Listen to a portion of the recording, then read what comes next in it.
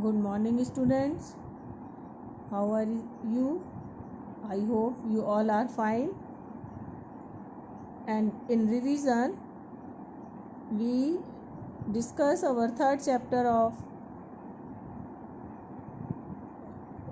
political science, in which we discuss executive. Executive, uh, it means the one organ of our government.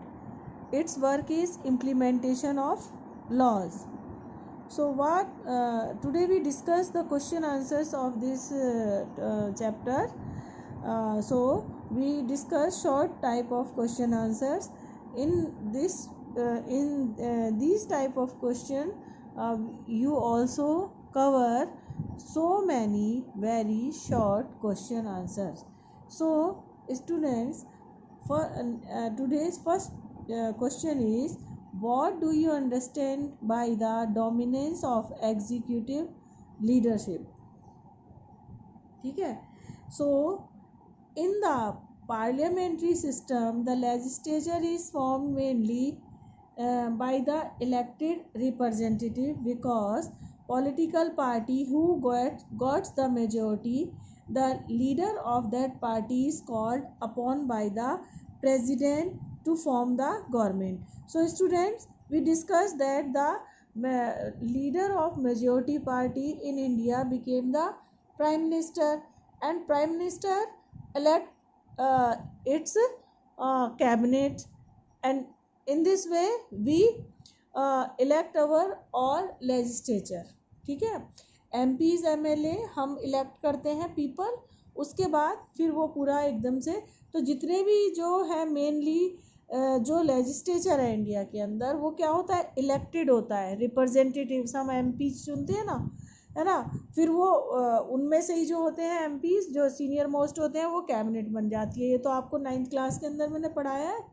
और जो majority party का leader होता है वो prime minister बन जाता है.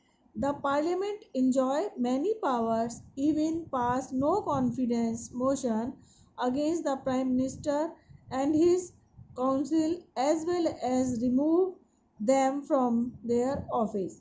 ठीक है. अब हमारा जो पार्लियामेंट है, तो वो गवर्नमेंट के खिलाफ नो कॉन्फिडेंस मोशन, मतलब अगर प्राइम मिनिस्टर भी ढंग से काम नहीं कर रहे तो क्या कर सकते हैं, सारे MPs मिलकर उनके अगेंस्ट नो कॉन्फिडेंस मोशन जो है वो ला सकते हैं. ठीक है. But in fact the prime minister lead the parliament when ever he wants can dissolve the Lok Sabha.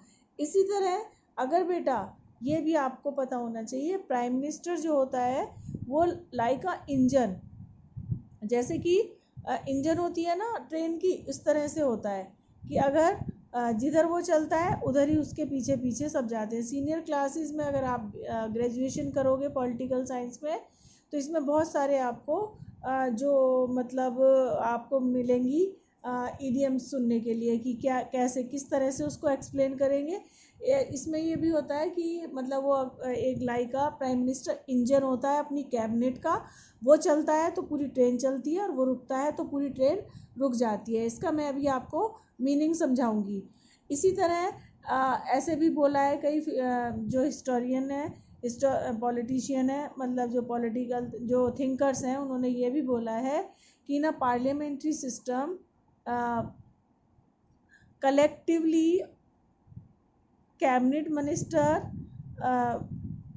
Swing and drop, एक साथ तैरते हैं और एक साथ ही डूब जाते हैं. इट मीन्स ये है बेटा कि अगर प्राइम मिनिस्टर जो हैं अगर वो रिज़ाइन कर देते हैं तो सारी जो कैबिनेट है वो अपने आप ही डिज़ोल्व हो जाती है. उसमें फिर अलग अलग किसी को, डिफेंस मिनिस्टर को और आपके फाइनेंस मिनिस्टर को, आपके होम मिनिस्टर को अलग अलग रेजिग्नेशन देने की ज़रूरत नहीं पड़ेगी, है ना. जैसे कि मान लो आज इंडिया के अंदर अगर प्राइम मिनिस्टर रिज़ाइन करते हैं तो राजनाथ जी को, या आपके JP नड्डा को, या आपकी ये हैं जो फाइनेंस मिनिस्टर कौन है, उनको भी सबको एक साथ जो है रेजिग्नेशन देना पड़ेगा। ठीक है, तो इस वो नहीं, उनका अपने आप ही रेजिग्नेशन जो है वो मान लिया जाएगा, है ना। Hence it's considered the dominance of executive leaders। इसीलिए इसको क्या कहा जाता है, यहाँ पर जो एग्जीक्यूटिव लीडरशिप है उसकी डोमिनेंस मानी जाती है। नेक्स्ट क्वेश्चन है बेटा, right a short note on relationship between president and the prime minister. बेटा मेन पावर जो है इंडिया के अंदर किसके पास है, ज़्यादातर मोस्टली सब पावर जो है प्राइम मिनिस्टर के पास है, क्योंकि वो लोअर हाउस का लीडर होता है। लोअर हाउस में डायरेक्ट रिप्रेजेंटेटिव होते हैं, तो जिन्हें पब्लिक ने सबसे ज़्यादा वोट दिया है उस पार्टी का वो लीडर होता है। ठीक है, ये एक लाइन में आपको हमेशा दिमाग में रखना है कि मेजॉरिटी पार्टी का लीडर प्राइम मिनिस्टर होता है। ठीक है, सो अब हम देखेंगे कि क्या रिलेशन है प्रेसिडेंट और प्राइम मिनिस्टर का।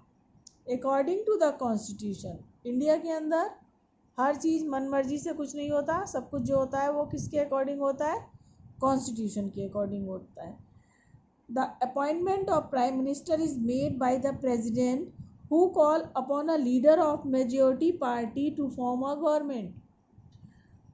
हमारा कॉन्स्टिट्यूशन क्या कहता है कि अपॉइंटमेंट होती है प्राइम मिनिस्टर की, जो कौन करता है, प्रेसिडेंट। पर ऐसे नहीं, मैंने आपको जब ये चैप्टर एक्सप्लेन किया तब भी बताया कि अपनी मर्जी से जो उनको पसंद हो उनको नहीं बुला सकते, जो डिज़र्व करता है। डिज़र्व कौन करता है, कि जो मेजॉरिटी पार्टी का लीडर होता है।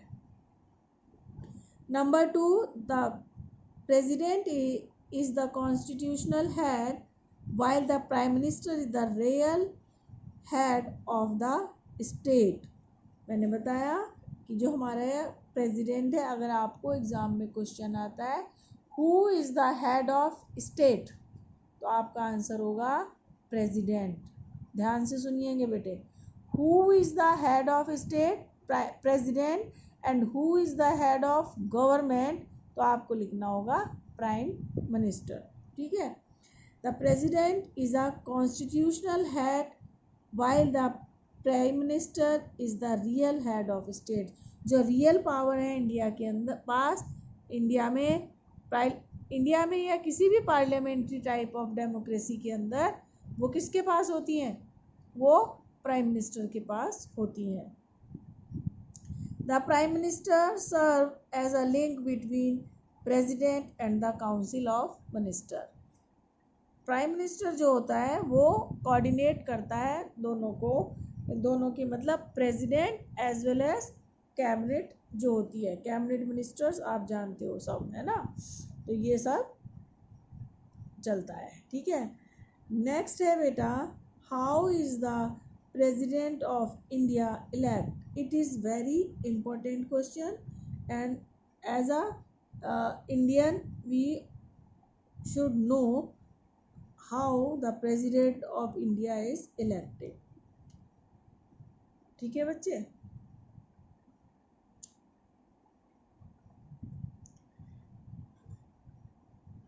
how the president of India elected। The president of India is elected by the electoral college with consist of, वो कैसे कैसे बनता है, elected members of both house of parliament, दोनों हाउसेस पार्लियामेंट के। It means Lok Sabha and Rajya Sabha. अब लोकसभा में कितने मेंबर्स हैं बेटा, लोकसभा में है 145 प्लस 262 मेंबर हैं राज्यसभा में, अपर हाउस और ये दोनों। And elected member of legislative assembly of state. अब दूसरा क्या है, ये हो गए, फिर जितने भी हमारी स्टेट्स हैं उनकी लेजिस्लेटिव जितनी भी असेंबलीज हैं उनके मेंबर। जैसे यूपी, बिहार, जितनी भी हमारी स्टेट्स हैं 28, अब 28 है ना, उनके सबके member. The elected members of legislative assembly of Delhi and Pondicherry have been authorized to be a part of electoral college by the 7th amendment of 1992। अब बेटा ये दिल्ली और पुडुचेरी क्या है, ये हमारी यूनियन टेरिटरी है ना। तो ये भी दिल्ली क्योंकि हमारी कैपिटल है और एक स्टेट भी है, दिल्ली को स्टेट का भी एक वो रिकॉग्निशन दी गई है, ठीक है। तो इन दोनों को भी अब क्या किया गया है कि ये भी प्रेसिडेंट के, इनकी जो असेंबलीज हैं ये भी प्रेसिडेंट के इलेक्शन में पार्टिसिपेट करती हैं। The president should fulfil all the qualification also assigned by the Constitution of India। President को वो सारी क्वालिफिकेशन फुलफिल करनी होती हैं जो इंडियन कॉन्स्टिट्यूशन में उसके लिए डिसाइड की गई हैं। ओके स्टूडेंट्स, नेक्स्ट क्वेश्चन है and very important question.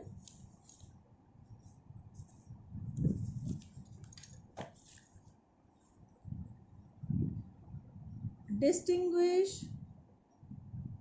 between the political executive and the permanent executive। Same question आपने 9th क्लास के अंदर पढ़ा है, कुछ बच्चे होंगे जिन्हें ये रिमेंबर होगा।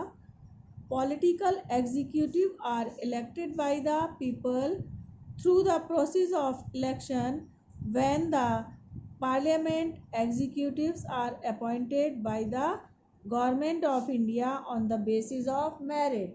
तो बेटा इसको आप मिड में लाइन करके भी कर सकते हो, है ना, कि एक तरफ लिख लोगे पॉलिटिकल एग्जीक्यूटिव और दूसरी तरफ परमानेंट एग्जीक्यूटिव, और या फिर आप इस तरह भी लिख सकते हो, दोनों तरह से। बाकी मेन है जो आपको अंडरस्टैंड करना है इस चीज़ को। पॉलिटिकल एग्जीक्यूटिव जो होते हैं वो इलेक्टेड होते हैं, हम उन्हें इलेक्ट करते हैं, जैसे कि MPs हो गए, MLAs हो गए, है ना। और जबकि जो परमानेंट एग्जीक्यूटिव हैं उन्हें इंडियन गवर्नमेंट जो है वो इलेक्ट करती है। जैसे कि बेटा इसमें तो आ गए MP MLAs, और इसमें आ जाएंगे आप IAS PCS ऑफिसर्स जो होते हैं, उन्हें कहा जाता है permanent executive. The tenure of political executive depend on the popular election in order to formulate policy and given direction of administration, as long as they command the support of electorate, while the civil servants continue the service till then reach the age of retirement। अब देखो ये जो होते हैं political executive, ये depend करता है कि कब तक पीपल्स उन्हें इलेक्ट करते हैं, कब तक उन्हें पब्लिक सपोर्ट मिलती है। उसके बाद वो नहीं तो वो क्या हो पाते हैं, फिर वो रिटायर, मतलब उनको हटना पड़ता है। तो ये 5 साल रहेंगे, 10 साल रहेंगे, ये पब्लिक की उस पर डिपेंड करता है, विश पर।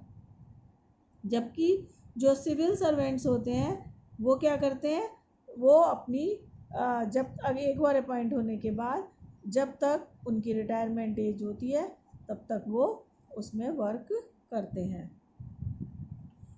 Political executives keeps on changing after some duration, but the permanent executives are there to cooperate with whichever leaders come to power, maintaining political neutrality in the discharge of their official duty। Political जो executive होते हैं वो बदलते रहते हैं थोड़े थोड़े time के बाद, जबकि जो परमानेंट एग्जीक्यूटिव होते हैं उनको कॉपरेट करना होता है जो भी लीडर आते हैं उनके। इट मीन्स बेटा कोई भी सरकार आ जाए, कोई भी MP MLAs बदल जाए, लेकिन जो सिविल सर्वेंट्स होते हैं वो उनका काम क्या होता है, देश को चलाना और उन्हें कॉपरेट करना जो भी लीडर्स होते हैं, ठीक है, उनके साथ वो काम करते हैं।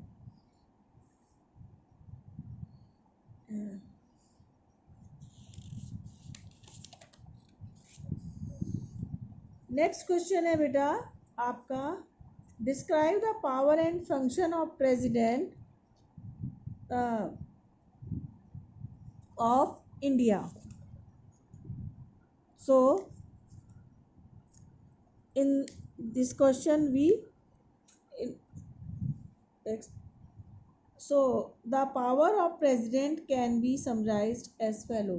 बहुत सारी पावर होती हैं, सिंबॉलिक पावर्स होती हैं इंडियन प्रेसिडेंट के पास. The president appoint the prime minister who is the leader of majority party. अभी अभी मैंने ये आपको एक्सप्लेन किया है. Executive powers, legislature powers, financial power and the judiciary power. फिर है the president appoint the high official India governor state India. जैसे देखो बेटा सेंट्रल गवर्नमेंट में जो वर्क प्रेसिडेंट के होते हैं वो स्टेट गवर्नमेंट के अंदर गवर्नर के होते हैं. तो वो उन्हें कौन अपॉइंट करता है, वो सब किसका राइट होते हैं, इंडियन प्रेसिडेंट के. और chairman of member and UPSC and the ambassador of high commissioner in the other countries. दूसरे देशों में जो हमारे कंट्री के एम्बेसीज होती हैं वहाँ पर एम्बेसडर बोला जाता है उन्हें.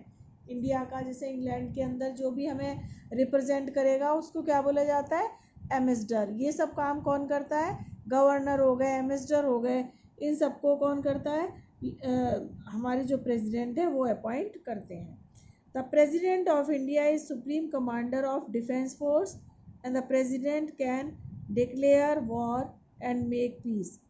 अब वो डिफेंस, ये बेटे सबसे अच्छा होता है, ये हमारा इंडियन जो प्रेसिडेंट है वो तीनों सेनाओं के हमारे क्या होते हैं, कमांडर हैं. और अगर वॉर होती है तो डिक्लेरेशन कौन करेगा, प्रेसिडेंट करेंगे. लेजिस्लेचर पावर, द प्रेसिडेंट है person to Rajya Sabha who is distinguished with field as art. उस 12% जो हैं लोकसभा राज्यसभा में वो उन्हें नॉमिनेट करते हैं प्रेसिडेंट, जो किसी भी field, art, literature, science, social service as well as he can nominate 2 Anglo Indian members of Lok Sabha. 12 member तो वो राज्यसभा में नॉमिनेट कर सकते हैं और 2 मेंबर लोकसभा के अंदर जो कि एंग्लो इंडियन होते हैं. बेटा लोकसभा में 545 सीट्स हैं जिसमें से 543 के ऊपर आपका इलेक्शन होता है और 2 मेंबर जो हैं वो एंग्लो इंडियन अपॉइंट करते हैं. इसलिए 12 मेंबर जो हैं वो राज्यसभा में. तो ये प्रेसिडेंट के राइट होते हैं. The president can summon both houses if there are some difference any bill issue and parliament joint session might be summoned. अगर किसी मैटर के ऊपर किसी बिल का मतलब होता है जब तक कोई लॉ प्रोसेस में होता है तो उसे बिल कहा जाता है किसी नई चीज़ के ऊपर. तो अगर दोनों हाउसेस के अंदर कोई प्रॉब्लम आती है तो क्या होता है, ये काम किसका होता है, प्रेसिडेंट का होता है कि वो जॉइंट सेशन बुलाते हैं और उसमें वो होता है. The president has power to dissolve the Lok Sabha before completion it term and order fresh election but the recommendation of the prime minister. The prime minister has to power to give, ठीक है, तो वो ज्वाइंट सेशन बुलाते हैं और उसके अंदर वो जो मैटर को शॉर्ट आउट कराते हैं. The president has to power to dissolve the Lok Sabha before completion of its term and can order for fresh election but the recommendation of prime minister. President जो हैं वो डिज़ोल्व कर सकते हैं. देखो बेटा जो ओथ दिलवाते हैं, शपथ दिलवाई जाती है, वो भी कौन दिलवाते हैं, प्रेसिडेंट. और पर किसको दिलवाते हैं, प्राइम मिनिस्टर किसको बनाते हैं, वो जो मेजॉरिटी पार्टी का लीडर होता है. इसी तरह अगर जो उसकी सपोर्ट ख़त्म हो जाती है तो उसे कहते हैं डिज़ोल्व होना, ख़त्म हो जाना. अगर प्राइम मिनिस्टर के पीछे एमएलएस की मेजॉरिटी नहीं रहती तो क्या होगा, प्राइम मिनिस्टर प्रेसिडेंट के पास जाएंगे और कहेंगे कि भाई आप लोकसभा को डिसॉल्व कर दीजिए. तो उस केस में क्या होता है कि जो प्रेसिडेंट है वो इसको डिसॉल्व करते हैं बट रिकमेंडेशन का है कि प्राइम मिनिस्टर जब कहते हैं। The president has the power to give his assent to the bill because no bill passed by the parliament can become act without the assent of president. It has no power to reject the money bill passed by the parliament. कोई भी bill जब तक bill नहीं बनता जब तक उस पर प्रेसिडेंट की साइन नहीं हो जाते, उनकी मुहर नहीं लग जाती। बट मनी बिल जो होता है उसमें उसको रिजेक्ट करने की पावर प्रेसिडेंट के पास नहीं होती, जो पार्लियामेंट ने पास कर दिया। The president has the power to issue the ordinance during the intervals of session with the have the force of law. ठीक है। सो नेक्स्ट है बेटा financial. The president has the duty to place the budget before the beginning of financial year and finance minister has behalf of president.